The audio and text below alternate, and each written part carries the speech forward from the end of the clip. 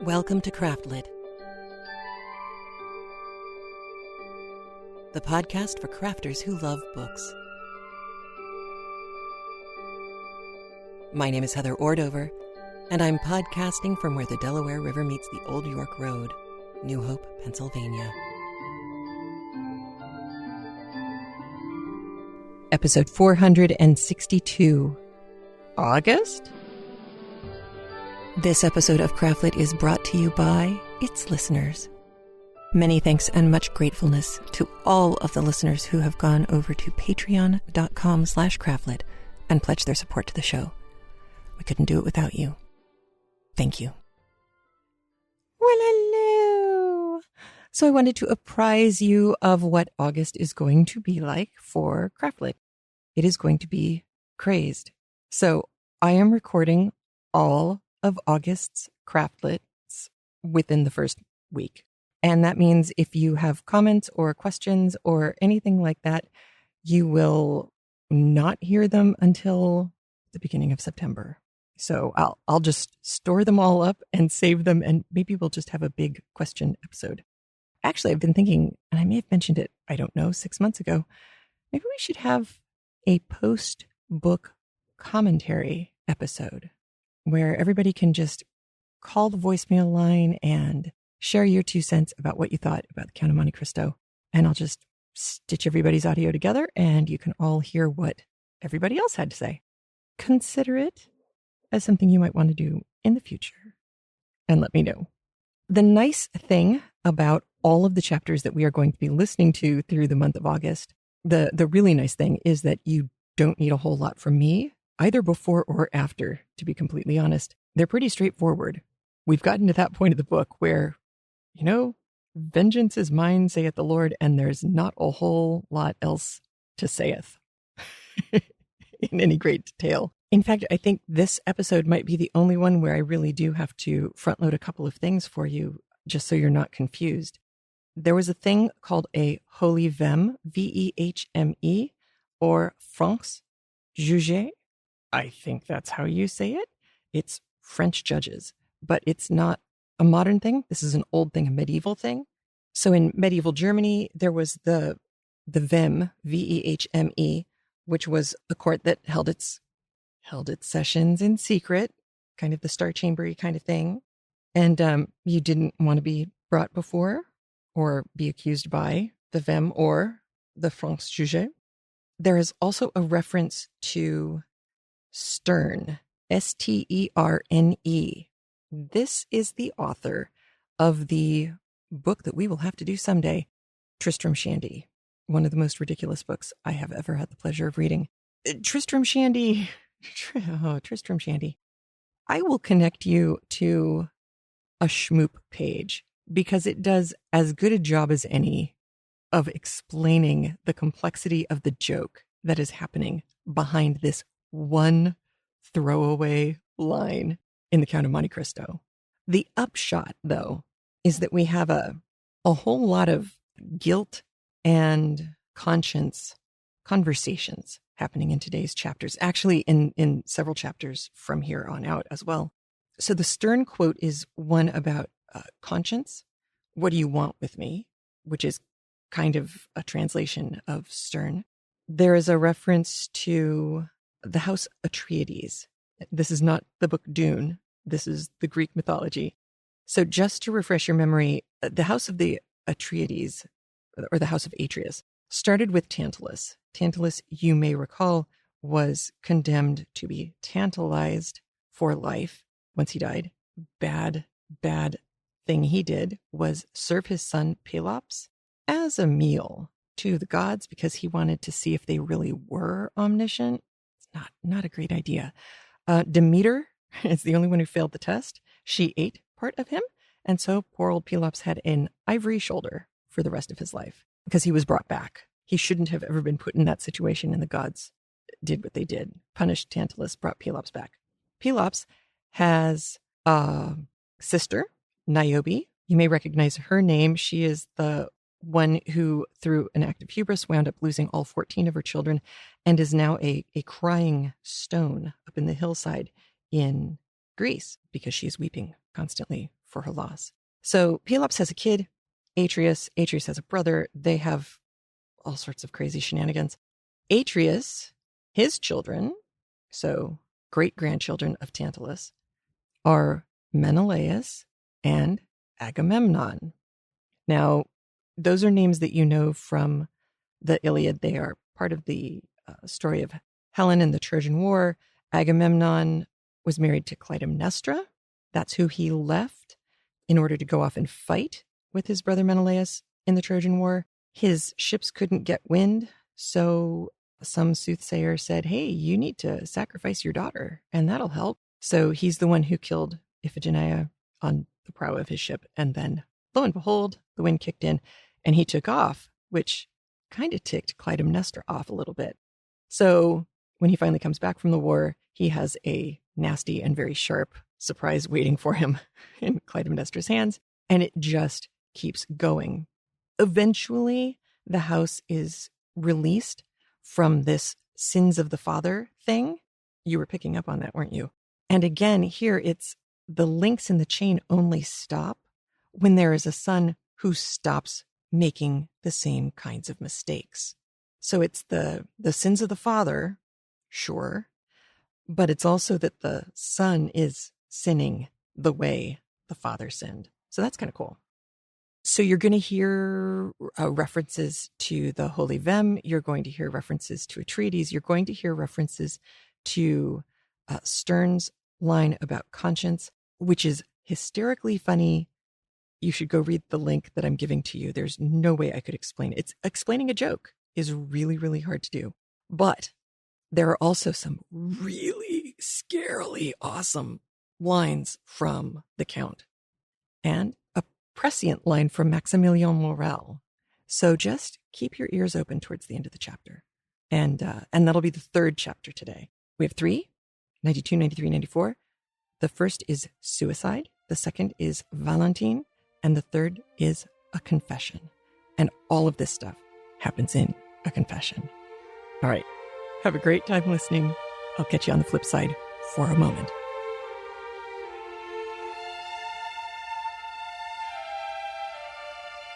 Chapter 92. The Suicide. Meanwhile, Monte Cristo had also returned to town with Emmanuel and Maximilien. Their return was cheerful. Emmanuel did not conceal his joy at the peaceful termination of the affair, and was loud in his expressions of delight. Morel, in a corner of the carriage, allowed his brother-in-law's gaiety to expend itself in words, while he felt equal inward joy, which, however, betrayed itself only in his countenance. At the Barrière du Trône they met Bertuccio, who was waiting there, motionless as a sentinel at his post. Monte Cristo put his head out of the window, exchanged a few words with him in a low tone, and the steward disappeared.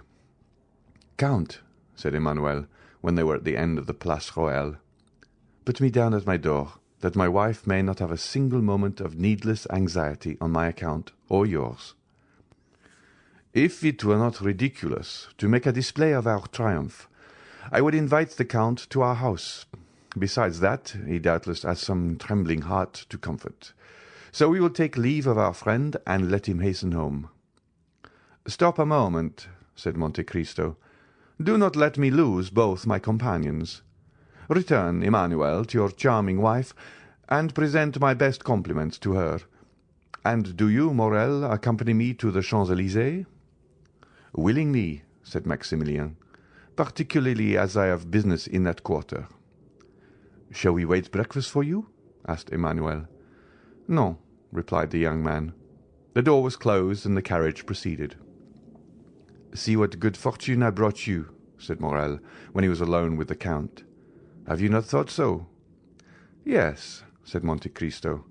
"For that reason I wished to keep you near me." "It is miraculous," continued Morel, answering his own thoughts. "What?" said Monte Cristo. "What has just happened?" "Yes," said the Count. "You are right, it is miraculous." "For Albert is brave." resumed Morrel. "Very brave," said Monte Cristo. "I have seen him sleep with a sword suspended over his head."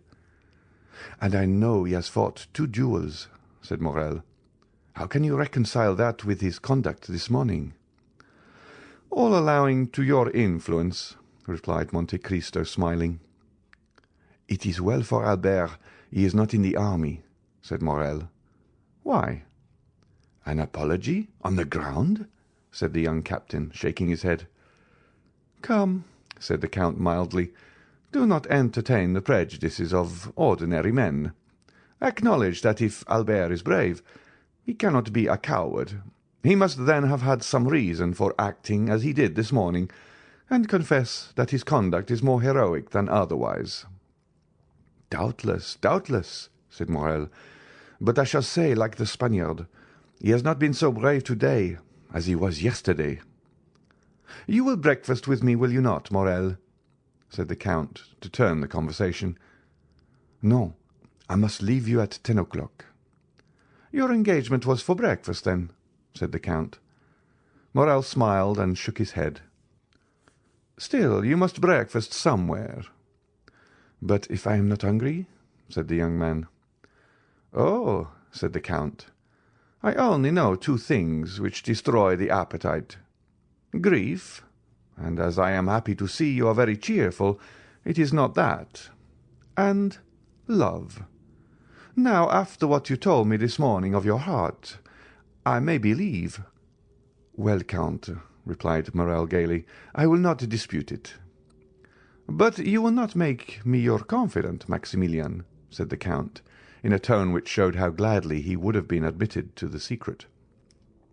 "I showed you this morning that I had a heart, did I not, Count?" Monte Cristo only answered by extending his hand to the young man. "Well," continued the latter, "since that heart is no longer with you in the Bois de Vincennes, it is elsewhere, and I must go and find it." "Go," said the count deliberately. "Go, dear friend, but promise me, if you meet with any obstacle, to remember that I have some power in this world, and that I am happy to use that power in the behalf of those I love, and that I love you, Morrel." "I will remember it," said the young man, "as selfish children recollect their parents when they want their aid. When I need your assistance, and the moment arrives, I will come to you, Count." "Well, I rely upon your promise. Good-bye, then." "Good-bye, till we meet again." They had arrived in the Champs-Élysées. Monte Cristo opened the carriage door. Morrel sprang out on the pavement. Bertuccio was waiting on the steps. Morrel disappeared down the Avenue de Marigny, and Monte Cristo hastened to join Bertuccio. "Well?" asked he. "She is going to leave her house," said the steward. "And her son?" "Florentin, his valet, thinks he is going to do the same." "Come this way." Monte Cristo took Bertuccio into his study, wrote the letter we have seen, and gave it to the steward. "Go," said he quickly. "But first let Haydée be informed that I have returned." "Here I am," said the young girl, who at the sound of the carriage had run down the stairs, and whose face was radiant with joy at seeing the count return safely. Bertuccio left. Every transport of a daughter finding a father, all the delight of a mistress seeing an adored lover, were felt by Haydée during the first moments of this meeting, which she had so eagerly expected. Doubtless, although less evident, Monte Cristo's joy was not less intense. Joy to hearts which have suffered long is like the dew on the ground after a long drought. Both the heart and the ground absorb that beneficent moisture falling on them, and nothing is outwardly apparent. Monte Cristo was beginning to think, what he had not for a long time dared to believe, that there were 2 Mercédès in the world, and he might yet be happy. His eye, elate with happiness, was reading eagerly the tearful gaze of Haydée, when suddenly the door opened. The count knit his brow. "Monsieur de Morcerf," said Baptistin, as if that name sufficed for his excuse. In fact, the count's face brightened. "Which?" asked he. "The Viscount or the Count?" "The Count." "Oh," exclaimed Haydée, "is it not yet over?" "I know not if it is finished, my beloved child," said Monte Cristo, taking the young girl's hands, "but I do know you have nothing more to fear." "But it is wretched." "That man cannot injure me, Haydée," said Monte Cristo. "It was his son alone that there was cause to fear." "And what I have suffered," said the young girl, "you shall never know, my lord." Monte Cristo smiled. "By my father's tomb," said he, extending his hand over the head of the young girl, "I swear to you, Haydée, that if any misfortune happens, it will not be to me." "I believe you, my lord, as implicitly as if God had spoken to me," said the young girl, presenting her forehead to him. Monte Cristo pressed on that pure, beautiful forehead a kiss which made two hearts throb at once, the one violently, the other heavily. "Oh," murmured the Count, "shall I then be permitted to love again?"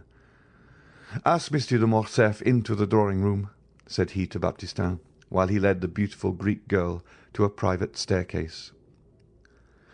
We must explain this visit, which, although expected by Monte Cristo, is unexpected to our readers. While Mercédès, as we have said, was making a similar inventory of her property to Albert's, while she was arranging her jewels, shutting her drawers, collecting her keys, to leave everything in perfect order, she did not perceive a pale and sinister face at a glass door which threw light into the passage, from which everything could be both seen and heard. He who was thus looking, without being heard or seen, probably heard and saw all that passed in Madame de Morcerf's apartments. From that glass door the pale-faced man went to the Count's bedroom, and raised with a constricted hand the curtain of a window overlooking the courtyard. He remained there 10 minutes, motionless and dumb, listening to the beating of his own heart. For him those 10 minutes were very long. It was then Albert, returning from his meeting with the Count, perceived his father watching for his arrival behind a curtain, and turned aside. The Count's eyes expanded. He knew Albert had insulted the Count dreadfully, and that in every country in the world such an insult would lead to a deadly duel. Albert returned safely. Then the Count was revenged. An indescribable ray of joy illumined that wretched countenance like the last ray of the sun before it disappears behind the clouds which bear the aspect, not of a downy couch, but of a tomb. But, as we have said, he waited in vain for his son to come to his apartment with the account of his triumph.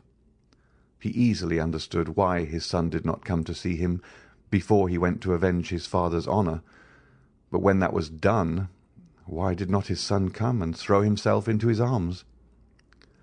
It was then, when the Count could not see Albert, that he sent for his servant, who knew was authorized not to conceal anything from him.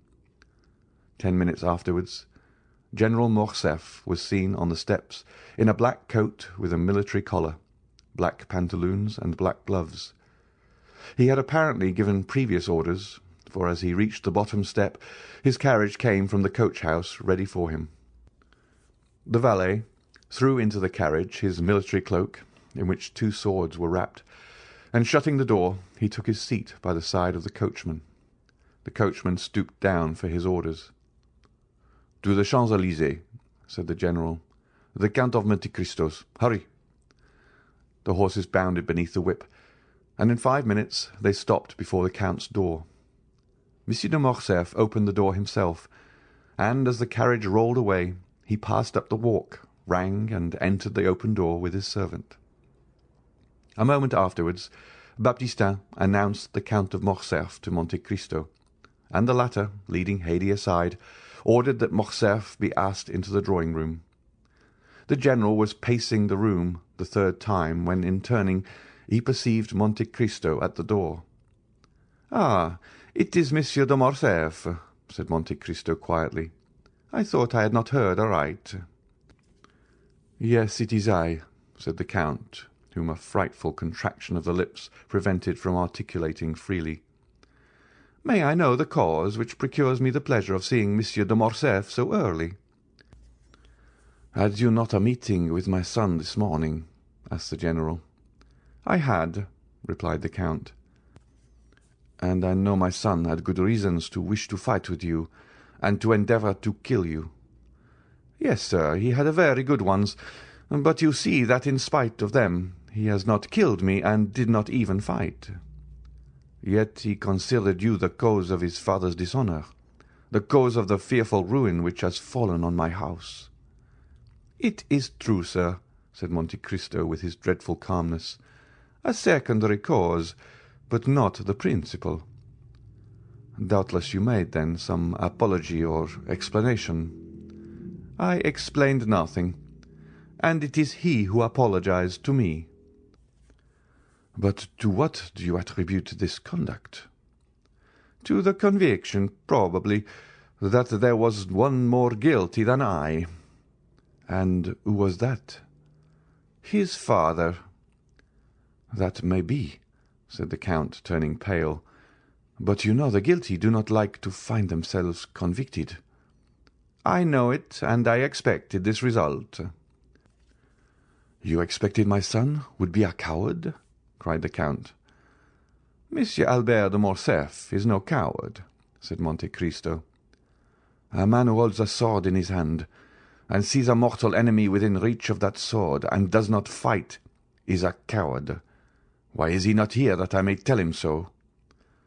"Sir," replied Monte Cristo coldly, "I did not expect that you had come here to relate to me your little family affairs.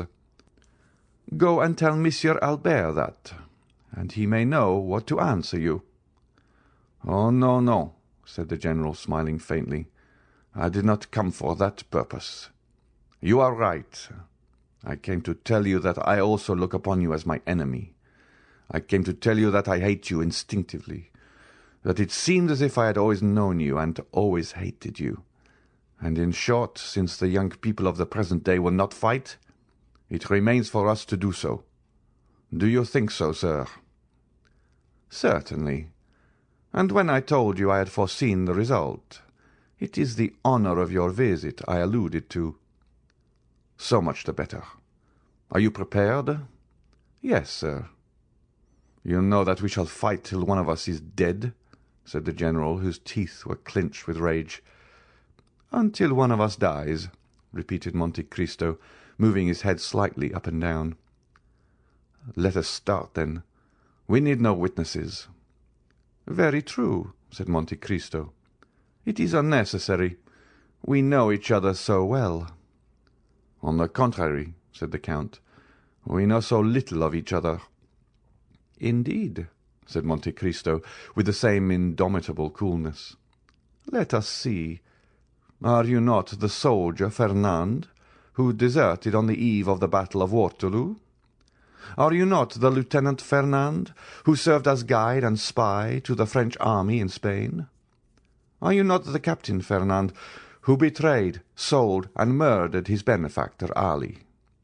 And have not all these Fernands united made Lieutenant General the Count of Morcerf, peer of France?" "Oh!"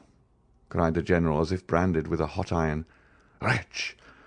To reproach me with my shame when about, perhaps, to kill me! No, I did not say I was a stranger to you. I know well, demon, that you have penetrated into the darkness of the past, and that you have read by the light of what torch I know not every page of my life. But perhaps I may be more honourable in my shame than you under your pompous coverings. No, no, I am aware you know me, but I know you only as an adventurer sewn up in gold and jewellery. You call yourself in Paris the Count of Monte Cristo, in Italy Sinbad the Sailor, in Malta I forget what, but it is your real name I want to know, in the midst of your 100 names, that I may pronounce it when we meet to fight, at the moment when I plunge my sword through your heart." The Count of Monte Cristo turned dreadfully pale. His eyes seemed to burn with a devouring fire. He leapt towards a dressing-room near his bedroom, and in less than a moment Tearing off his cravat, his coat and waistcoat, he put on a sailor's jacket and hat, from beneath which rolled his long black hair. He returned thus, formidable and implacable, advancing with his arms crossed on his breast towards the general, who could not understand why he had disappeared, but who, on seeing him again, and feeling his teeth chatter and his legs sink under him, drew back and only stopped when he found a table to support his clenched hand. "Fernand," cried he, "of my 100 names, I need only tell you one to overwhelm you. But you guess it now, do you not? Or rather, you remember it, for notwithstanding all my sorrows and my tortures, I show you today a face which the happiness of revenge makes young again, a face you must often have seen in your dreams, since your marriage with Mercedes, my betrothed." The general, with his head thrown back, hands extended, gaze fixed, looked silently at this dreadful apparition. Then, seeking the wall to support him, he glided along close to it until he reached the door, through which he went out backwards, uttering this single, mournful, lamentable, distressing cry, "Edmond Dantès!" Then, with sighs which were unlike any human sound, he dragged himself to the door, reeled across the courtyard, and, falling into the arms of his valet, he said in a voice scarcely intelligible, "Home!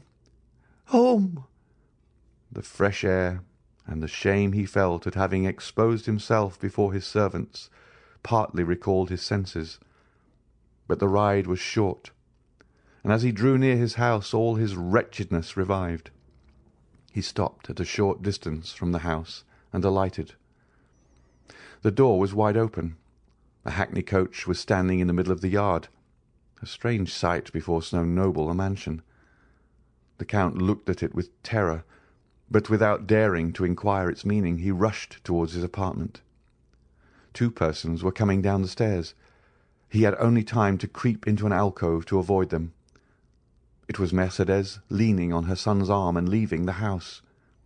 They passed close by the unhappy being, who, concealed behind the damask curtain, almost felt Mercedes' dress brush past him, and his son's warm breath pronouncing these words, "Courage, mother! Come, this is no longer our home." The words died away. The steps were lost in the distance. The general drew himself up, clinging to the curtain. He uttered the most dreadful sob which ever escaped from the bosom of a father abandoned at the same time by his wife and son. He soon heard the clatter of the iron step of the hackney coach, then the coachman's voice, and then the rolling of the heavy vehicle shook the windows. He darted to his bedroom to see once more all he had loved in the world, but the hackney coach drove on, and the head of neither Mercedes nor her son appeared at the window to take a last look at the house or the deserted father and husband. And at the very moment when the wheels of that coach crossed the gateway, a report was heard, and a thick smoke escaped through one of the panes of the window which was broken by the explosion. End of chapter 92. Chapter 93. Valentine. We may easily conceive where Morel's appointment was. On leaving Monte Cristo, he walked slowly towards Villefort. We say slowly, for Morel had more than half an hour to spare to go 500 steps. But he had hastened to take leave of Monte Cristo because he wished to be alone with his thoughts. He knew this time well, the hour when Valentine was giving Noirtier his breakfast, and was sure not to be disturbed in the performance of this pious duty. Noirtier and Valentine had given him leave to go twice a week, and he was now availing himself of that permission. He had arrived. Valentine was expecting him. Uneasy and almost crazed, she seized his hand and led him to her grandfather. This uneasiness, amounting almost to frenzy, arose from the report Morcerf's adventure had made in the world, for the affair at the opera was generally known. No one at Villefort doubted that a duel would ensue from it. Valentine, with her woman's instinct, guessed that Morel would be Monte Cristo's second, and from the young man's well-known courage and his great affection for the Count, she feared that he would not content himself with the passive part assigned to him. We may easily understand how eagerly the particulars were asked for, given, and received, and Morel could read an indescribable joy in the eyes of his beloved when she knew that the termination of this affair was as happy as it was unexpected. "Now," said Valentine, motioning to Morel to sit down near her grandfather, while she took her seat on his footstool. "Now let us talk about our own affairs. You know, Maximilien, Grandpapa once thought of leaving this house and taking an apartment away from Monsieur de Villefort's."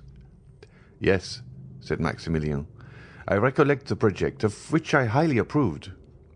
"Well," said Valentine, "you may approve again, for Grandpapa is again thinking of it." "Bravo!" said Maximilien. "And do you know," said Valentine, "what reason Grandpapa gives for leaving this house?" Noirtier looked at Valentine to impose silence, but she did not notice him. Her looks, her eyes, her smile were all for Morel. "Oh, whatever may be Monsieur Noirtier's reason," answered Morel, "I can readily believe it to be a good one." "An excellent one," said Valentine. "He pretends the air of the Faubourg Saint-Honoré is not good for me." "Indeed?" said Morel. "In that Monsieur Noirtier may be right. You have not seemed to be well for the last fortnight." "Not very," said Valentine. "And Grandpapa has become my physician, and I have the greatest confidence in him, because he knows everything." "Do you then really suffer?" asked Morel quickly. "Oh, it must not be called suffering. I feel a general uneasiness, that is all. I have lost my appetite, and my stomach feels as if it were struggling to get accustomed to something." Noirtier did not lose a word of what Valentine said. "And what treatment do you adopt for this singular complaint?" "A very simple one," said Valentine. "I swallow every morning a spoonful of the mixture prepared for my grandfather. When I say one spoonful, I began by one. Now I take 4. Grandpapa says it is a panacea."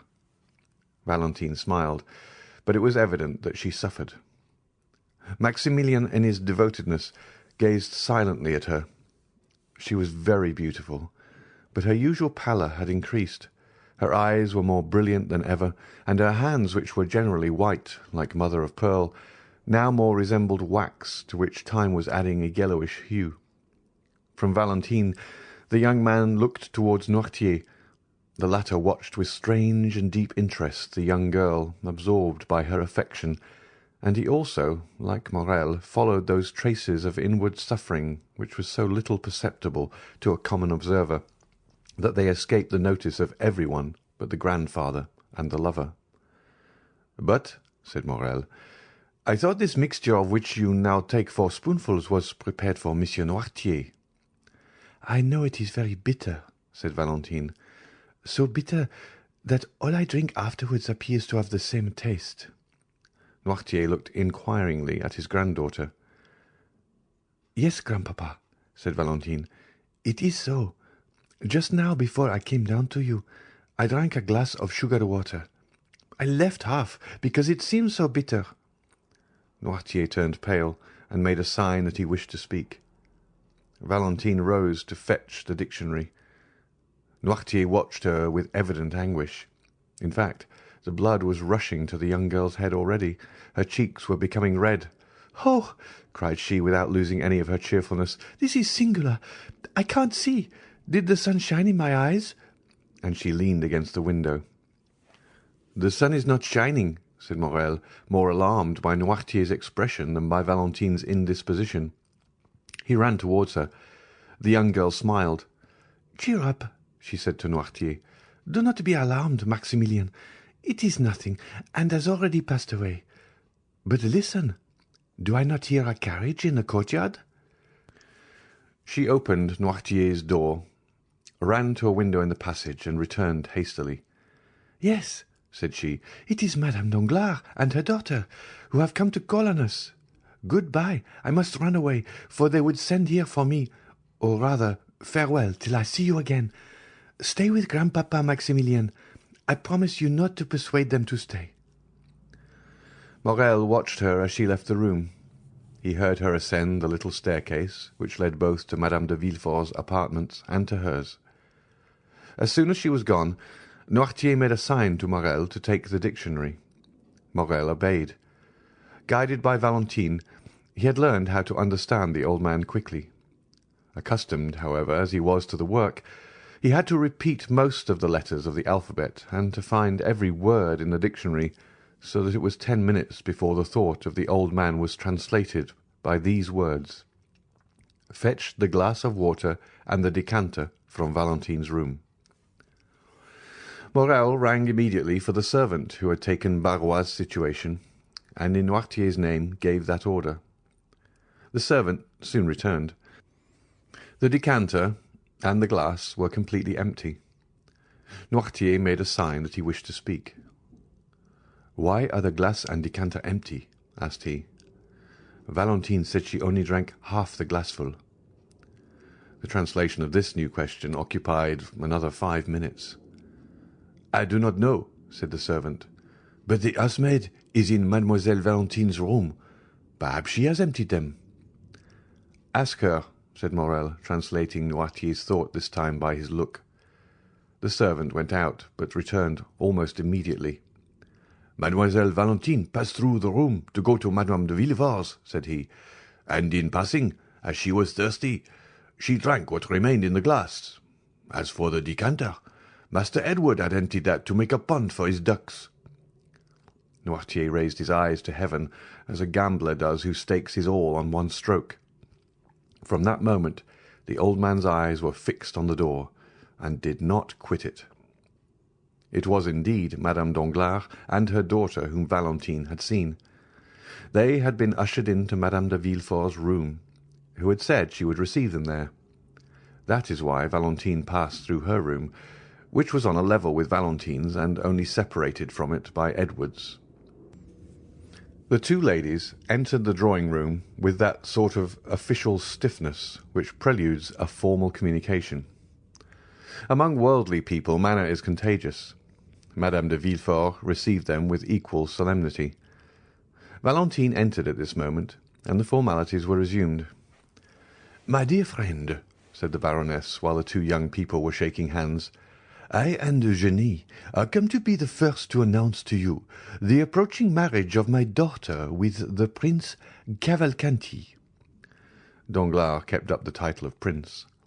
The popular banker found that it answered better than Count. "Allow me to present to you my sincere congratulations," replied Madame de Villefort.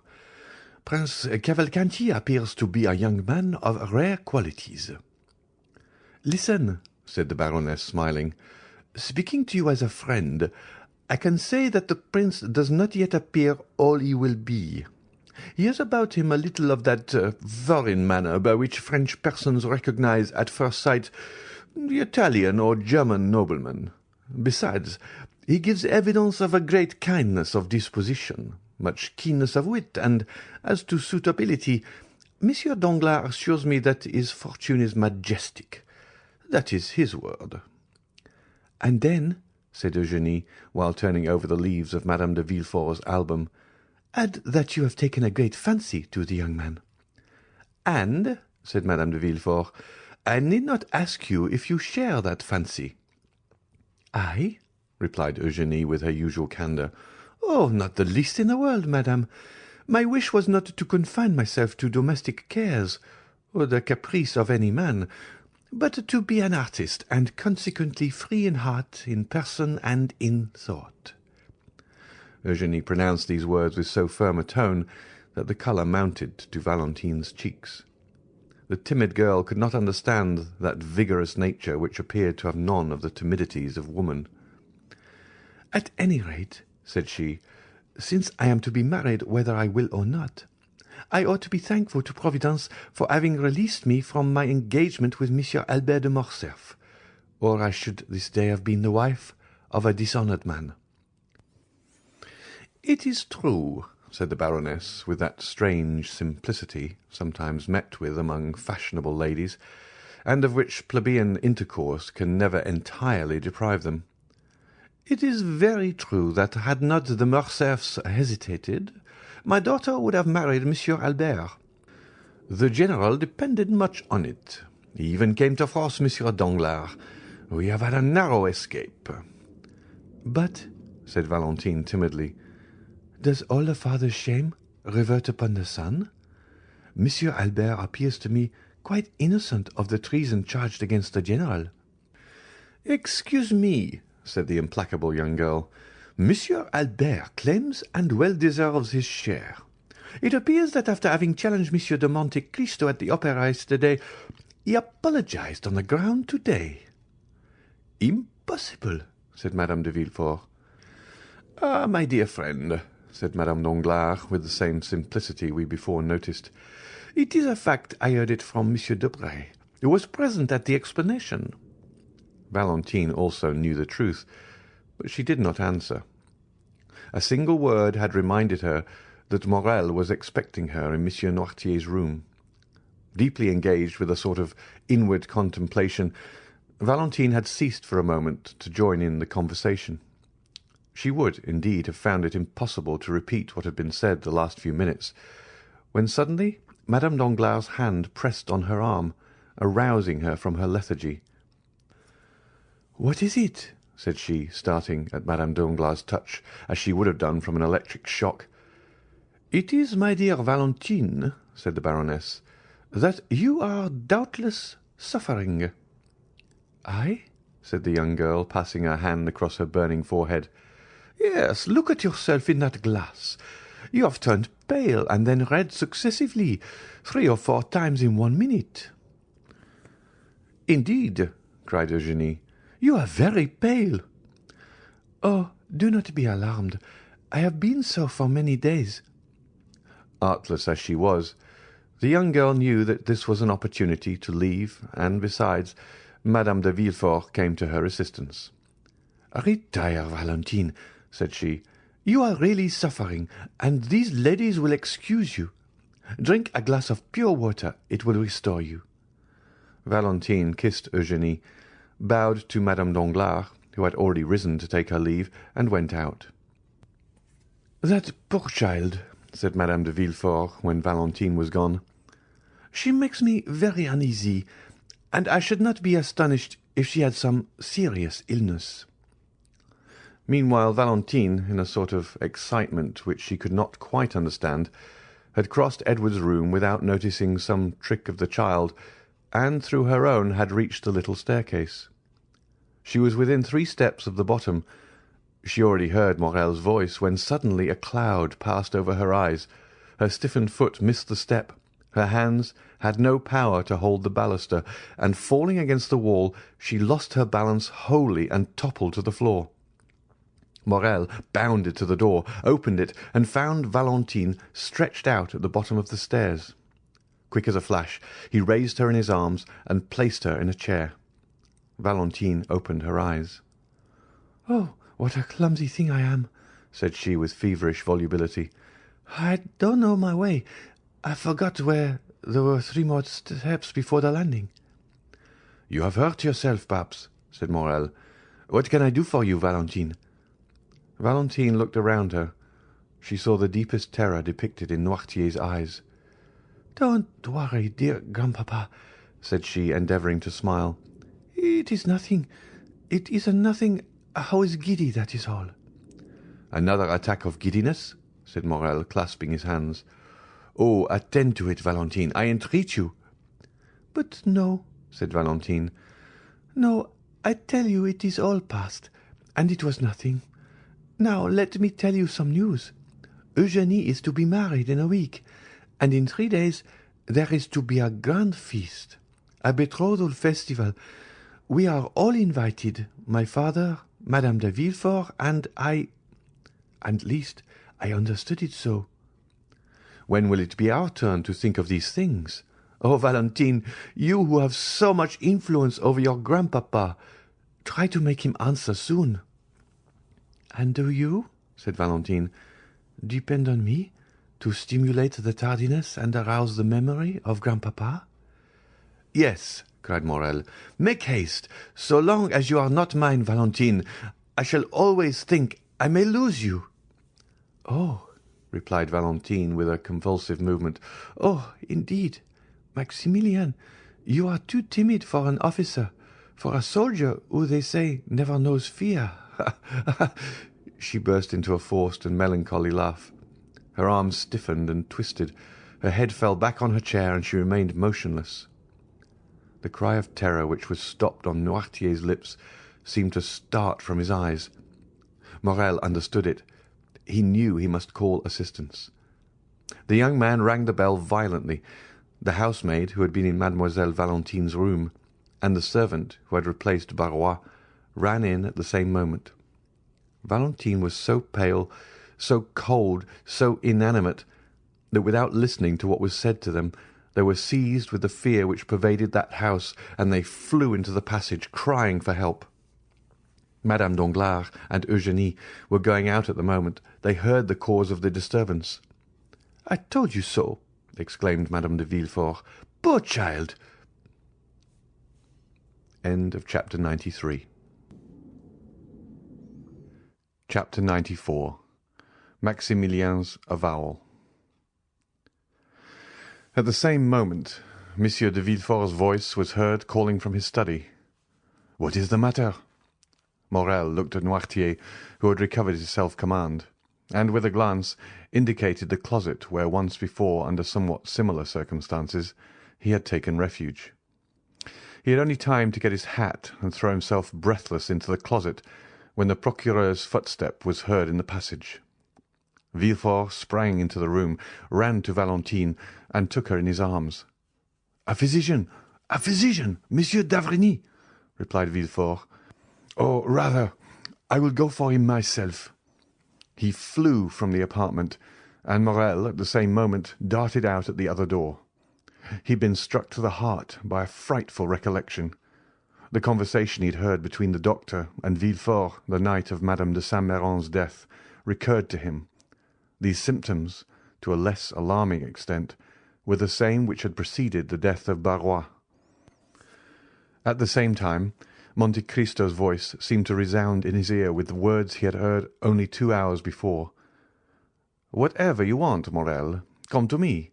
I have great power."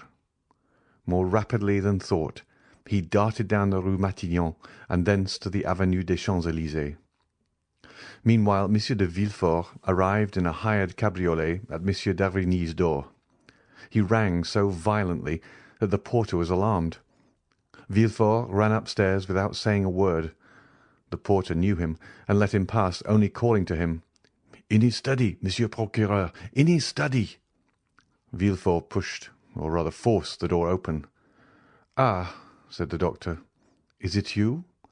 "Yes," said Villefort, closing the door after him. "It is I, who am come in my turn to ask you if we are quite alone. Doctor, my house is accursed." "What?" said the latter with apparent coolness, but with deep emotion. "Have you another invalid?" "Yes, doctor," cried Villefort, clutching his hair. "Yes." D'Avrigny's look implied, "I told you it would be so." Then he slowly uttered these words: "Who is now dying in your house? What new victim is going to accuse you of weakness before God?" A mournful sob burst from Villefort's heart. He approached the doctor, and seizing his arm, "Valentine," said he, "it is Valentine's turn." "Your daughter?" cried d'Avrigny with grief and surprise. "You see, you were deceived," murmured the magistrate.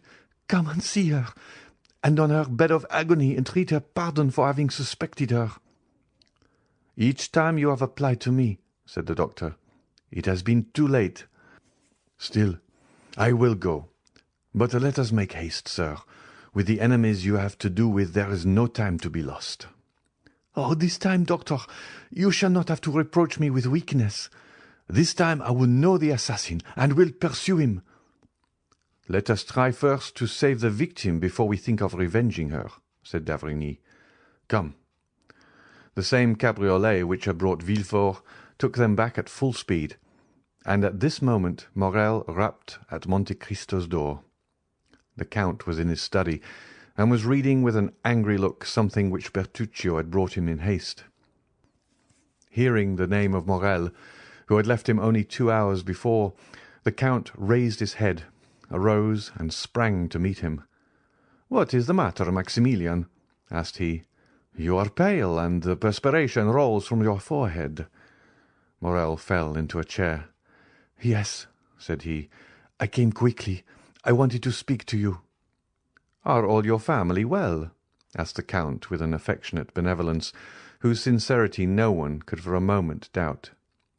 "Thank you, Count, thank you," said the young man, evidently embarrassed how to begin the conversation. "Yes, every one in my family is well." "So much the better. Yet you have something to tell me," replied the Count with increased anxiety. "Yes," said Morrel, "it is true. I have but now left a house where death has just entered, to run to you." "Are you then come from Monsieur de Morcerf's?"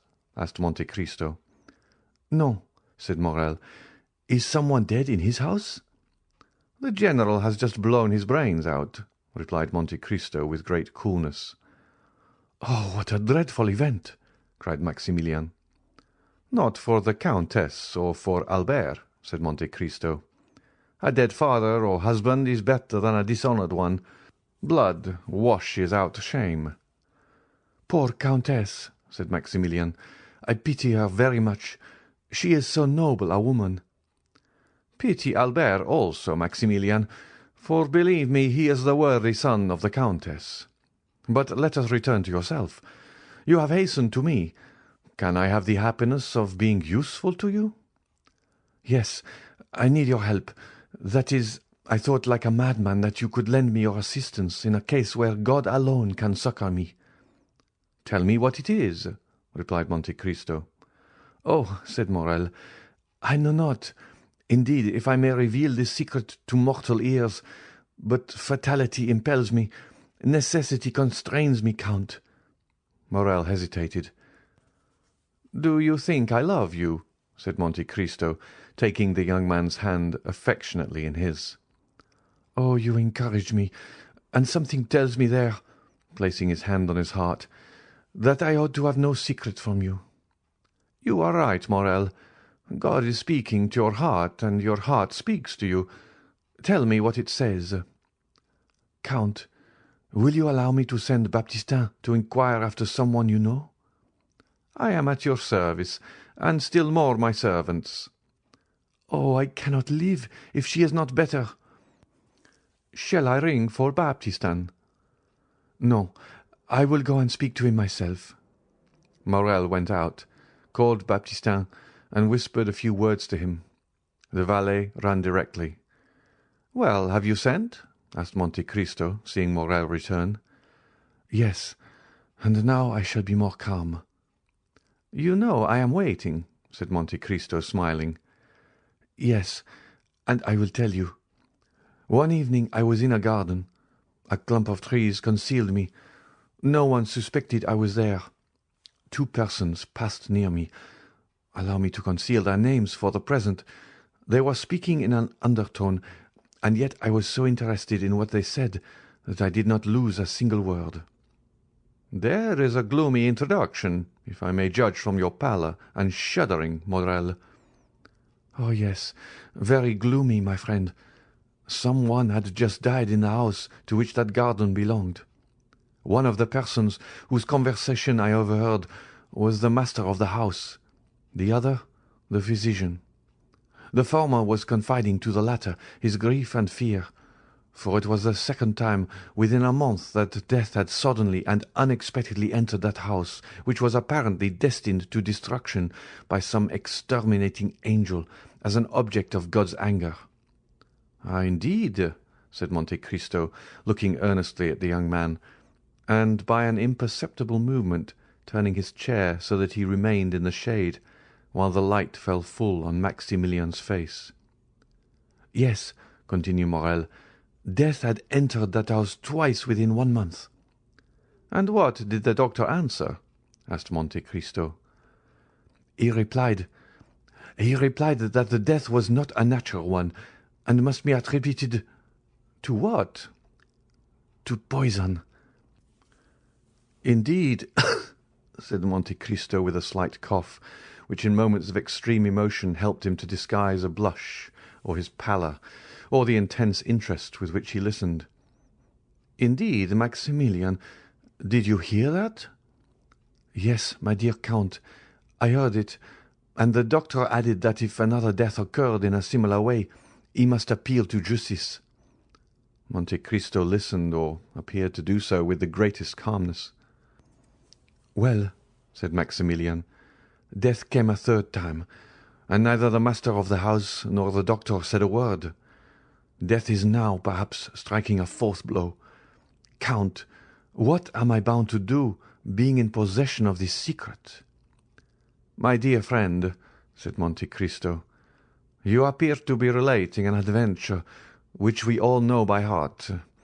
I know the house where you heard it, or one very similar to it, a house with a garden, a master, a physician, and where there have been 3 unexpected and sudden deaths. Well, I have not intercepted your confidence, and yet I know all that as well as you, and I have no conscientious scruples. No, it does not concern me. You say an exterminating angel appears to have devoted that house to God's anger. Well, who says your supposition is not reality? Do not notice things which those whose interest it is to see them pass over. If it is God's justice, instead of his anger, which is walking through that house, Maximilian, turn away your face, and let his justice accomplish its purpose. Morrel shuddered. There was something mournful, solemn, and terrible in the Count's manner. Besides, continued he, in so changed a tone that no one would have supposed it was the same person speaking, besides, who says that it will begin again? It has returned, Count, exclaimed Morrel. That is why I hastened to you. Well, what do you wish me to do? Do you wish me, for instance, to give information to the procureur? Monte Cristo uttered the last words with so much meaning that Morrel started up, cried out, "You know of whom I speak, Count, do you not?" "Perfectly well, my good friend, and I will prove it to you by putting the dots to the I, or rather by naming the persons. You were walking one evening in Monsieur de Villefort's garden. From what you relate, I suppose it to have been the evening of Madame de Saint-Méran's death. You heard Monsieur de Villefort talking to Monsieur d'Avrigny about the death of Monsieur de Saint-Méran, and that no less surprising of the Countess. Monsieur d'Avrigny said he believed they both proceeded from poison, and you, honest man, have ever since been asking your heart and sounding your conscience to know if you ought to expose or conceal this secret. Why do you torment them? Conscience, what hast thou to do with me? As Sterne said, my dear fellow, let them sleep on, if they are asleep. Let them grow pale in their drowsiness, if they are disposed to do so. And pray do you remain in peace, who have no remorse to disturb you." Deep grief was depicted on Morrel's features. He seized Monte Cristo's hand. "But it is beginning again, I say." "Well," said the Count, astonished at his perseverance, which he could not understand, and looking still more earnestly at Maximilian, "let it begin again. It is like the house of Atrides. God has condemned them, and they must submit to their punishment. They will all disappear like the fabrics children build with cards, and which fall one by one under the breath of their builder, even if there are 200 of them. 3 months since it was Monsieur de Saint-Méran, Madame de Saint-Méran. 2 months since, the other day it was Barrois. To-day the old Noirtier, or young Valentine." "You knew it," cried Morrel, in such a paroxysm of terror that Monte Cristo started. He whom the falling heavens would have found unmoved. "You knew it, and said nothing." "And what is it to me?" replied Monte Cristo, shrugging his shoulders. "Do I know these people? And must I lose the one to save the other? Faith, no, for between the culprit and the victim I have no choice." "But I," cried Morrel, groaning with sorrow, "I love her." "You love? Whom?" cried Monte Cristo, starting to his feet and seizing the two hands which Morrel was raising towards heaven. "I love most fondly, I love madly. I love as a man who would give his life-blood to spare her a tear. I love Valentine de Villefort, who is being murdered at this moment. Do you understand me? I love her, and I ask God and you, how can I save her?" Monte Cristo uttered a cry which those only can conceive who have heard the roar of a wounded lion. "Unhappy man!" cried he, wringing his hands in his turn. "You love Valentine, that daughter of an accursed race!" Never had Morrel witnessed such an expression. Never had so terrible an eye flashed before his face. Never had the genius of terror he had so often seen, either on the battlefield or in the murderous nights of Algeria, shaken around him more dreadful fire. He drew back terrified. As for Monte Cristo, after this ebullition, he closed his eyes, as if dazzled by internal light.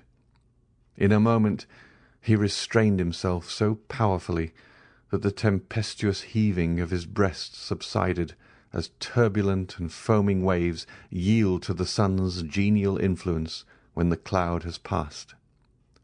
This silence, self-control, and struggle lasted about 20 seconds. Then the Count raised his pallid face. "See," said he, "my dear friend, how God punishes the most thoughtless and unfeeling men for their indifference, by presenting dreadful scenes to their view. I, who was looking on, an eager and curious spectator. I, who was watching the working of this mournful tragedy. I, who, like a wicked angel, was laughing at the evil men committed, protected by secrecy. A secret is easily kept by the rich and powerful. I am in my turn bitten by the serpent, whose tortuous course I was watching, and bitten to the heart." Morrel groaned. "Come, come," continued the Count. "Complaints are unavailing. Be a man, be strong, be full of hope, for I am here and will watch over you." Morrel shook his head sorrowfully. "I tell you to hope. Do you understand me?" cried Monte Cristo. "Remember that I never uttered a falsehood, and am never deceived. It is 12 o'clock, Maximilian. Thank heaven that you came at noon, rather than in the evening or tomorrow morning. Listen, Morrel, it is noon. If Valentine is not now dead, she will not die." "How so?" cried Morrel. "When I left her dying." Monte Cristo pressed his hands to his forehead. What was passing in that brain, so loaded with dreadful secrets?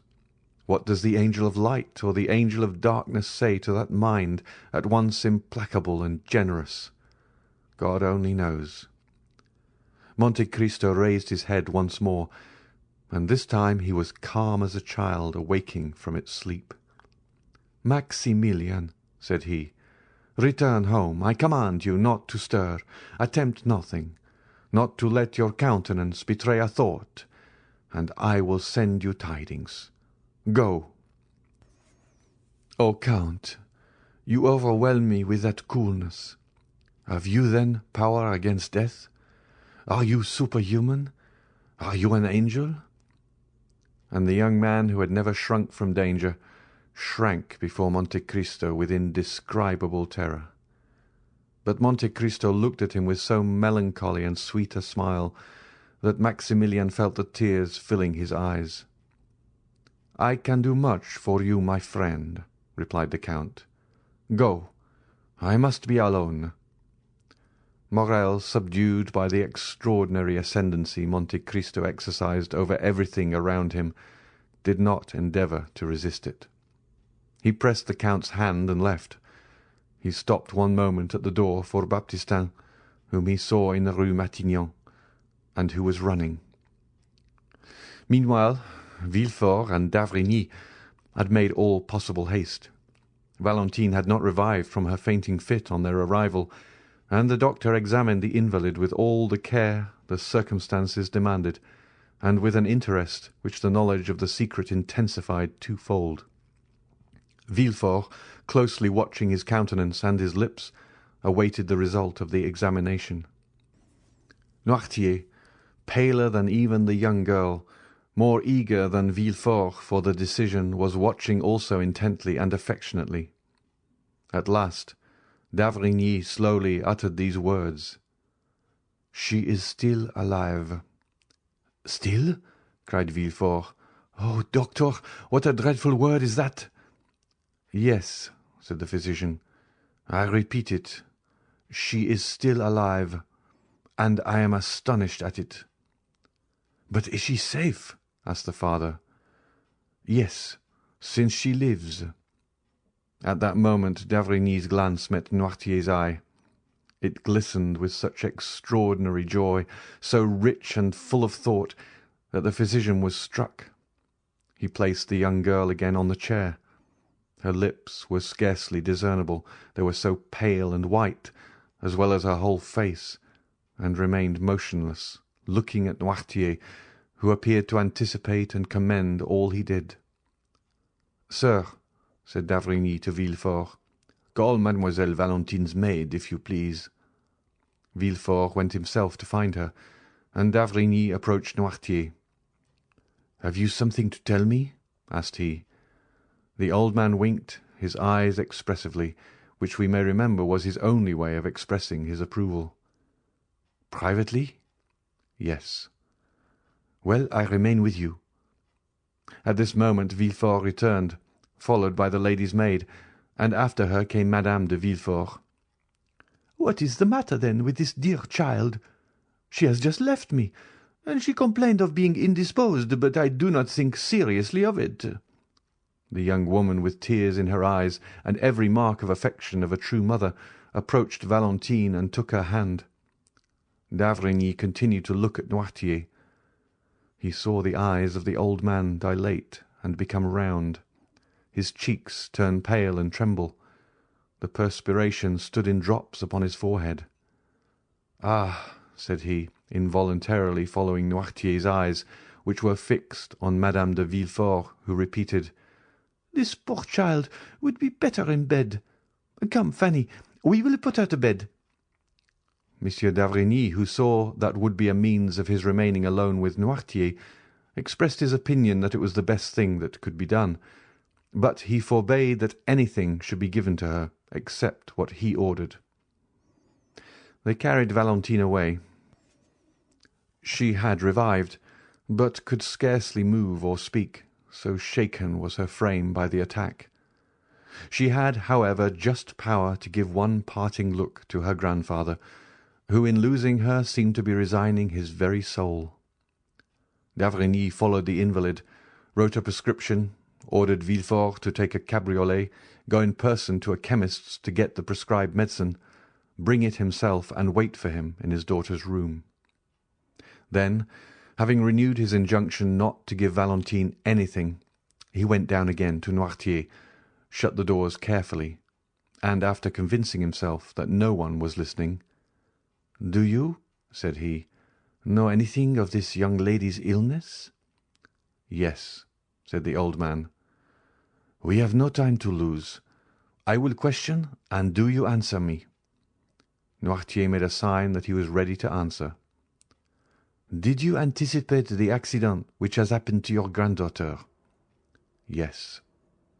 D'Avrigny reflected a moment, then approaching Noirtier, "Pardon what I am going to say," added he, "but no indication should be neglected in this terrible situation. Did you see poor Barrois die?" Noirtier raised his eyes to heaven. "Do you know of what he died?" asked d'Avrigny, placing his hand on Noirtier's shoulder.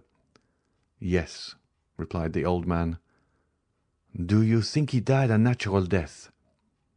A sort of smile was discernible on the motionless lips of Noirtier. Then you have thought that Barrois was poisoned? Yes. Do you think the poison he fell a victim to was intended for him? No. Do you think the same hand which unintentionally struck Barrois has now attacked Valentine? Yes. Then she will die too? Asked d'Avrigny, fixing his penetrating gaze on Noirtier. He watched the effect of this question on the old man. No, replied he, with an air of triumph which would have puzzled the most clever diviner. Then you hope? Said d'Avrigny with surprise. Yes. What do you hope? The old man made him understand with his eyes that he could not answer. Ah, yes, it is true, murmured d'Avrigny. Then turning to Noirtier, do you hope the assassin will be tried? No. Then you hope the poison will take no effect on Valentine? Yes. It is no news to you, added d'Avrigny, to tell you that an attempt has been made to poison her. The old man made a sign that he entertained no doubt upon the subject. Then how do you hope Valentine will escape? Noirtier kept his eyes steadfastly fixed on the same spot. D'Avrigny followed the direction and saw that they were fixed on a bottle containing the mixture which he took every morning. Ah, indeed, said d'Avrigny, struck with a sudden thought. Has it occurred to you? Noirtier did not let him finish. Yes, said he. To prepare a system to resist poison? Yes. By accustoming her by degrees? Yes, yes, yes, said Noirtier, delighted to be understood. Of course. I had told you that there was brucine in the mixture I gave you. Yes. And by accustoming her to that poison, you have endeavoured to neutralize the effect of a similar poison. Noirtier's joy continued. And you have succeeded, exclaimed d'Avrigny. Without that precaution, Valentine would have died before assistance could have been procured. The dose has been excessive, but she has only been shaken by it, and this time, at any rate, Valentine will not die. A superhuman joy expanded the old man's eyes, which were raised towards heaven with an expression of infinite gratitude. At this moment Villefort returned. "Here, doctor," said he, "is what you sent me for." "Was this prepared in your presence?" "Yes," replied the procureur. "Have you not let it get out of your hands?" "No." D'Avrigny took the bottle, poured some drops of the mixture it contained in the hollow of his hand, and swallowed them. "Well," said he, "let us go to Valentine. I will give instructions to everyone, and you, Monsieur de Villefort, will yourself see that no one deviates from them." At the moment when d'Avrigny was returning to Valentine's room, accompanied by Villefort, an Italian priest of serious demeanour and calm and firm tone hired for his use the house adjoining the hotel of Monsieur de Villefort. No one knew how the three former tenants of that house left it. About 2 hours afterwards its foundation was reported to be unsafe, but the report did not prevent the new occupant establishing himself there with his modest furniture the same day at 5 o'clock. The lease was drawn up for 3, 6, or 9 years by the new tenant, who, according to the rule of the proprietor, paid 6 months in advance. This new tenant, who, as we have said, was an Italian, was called Il Signor Giacomo Busoni. Workmen were immediately called in, and that same night the passengers at the end of the faubourg saw with surprise that carpenters and masons were occupied in repairing the lower part of the tottering house. End of chapter 94. So, the Count has moved in next door as the Abbé Busoni, and he's got workmen, and they're, doing stuff, shoring up the foundations of the house next door to the Villeforts. I wonder what's really going on. Okay, so guilt and judgment, guilt and judgment, guilt and judgment. Woohoo! Did your blood run cold when you heard the Count say, "I never lie. I am never wrong"? That's a scary statement for a human to make, I think. Anyway, I thought it was also a little scary that Morel's response was, "Are you an angel or are you a god?" Because that, boy, does that play right into Monte Cristo's persona right now, or at least his vision of himself right now. All right, so 2 down, right? We've got Coews down, and sadly, and I don't mean sadly because, oh, he was such a great guy and I feel bad for him, but sadly because it is tragic. And even though Mercedes and Albert, I'm sure, expected Fernand to take his own life, it's still, I don't know, I guess it's kind of hard to watch. Maybe it's just because the immediacy of all of his crimes has been relieved by time, which is also a pretty complicated thing, right? Because it shouldn't matter. If you did something that horrible, if you did several things that horrible, that awful, should time, the passing of time, count? Had he done anything great with his life since then, except for amass a fortune and let his wife raise a really lovely son? We don't hear anything about him having done anything in particular. I mean, he's in government. You hope to make things better, but wow. All right. Next week, we have chapters 95, 96, and 97. And I'll talk to you then. Take care. I will talk to you in September, but you'll hear me before then. Bye. A big thanks to all the Craftlit listeners who support the show by being a premium audio member via craftlit.com/premium or via patreon.com/craftlit. Your support for the show is what's kept us going since 2006. If you feel like getting free audio pretty much every week, please consider supporting the show by heading over to patreon.com/craftlit and pledging what you feel the show is worth to you. If you can't support the show that way, consider leaving a review at iTunes or at our facebook.com/craftlit page, or follow @craftlit on Twitter and share the show with your followers too. And remember, if your hands are too busy to pick up a book, at least you can turn one on.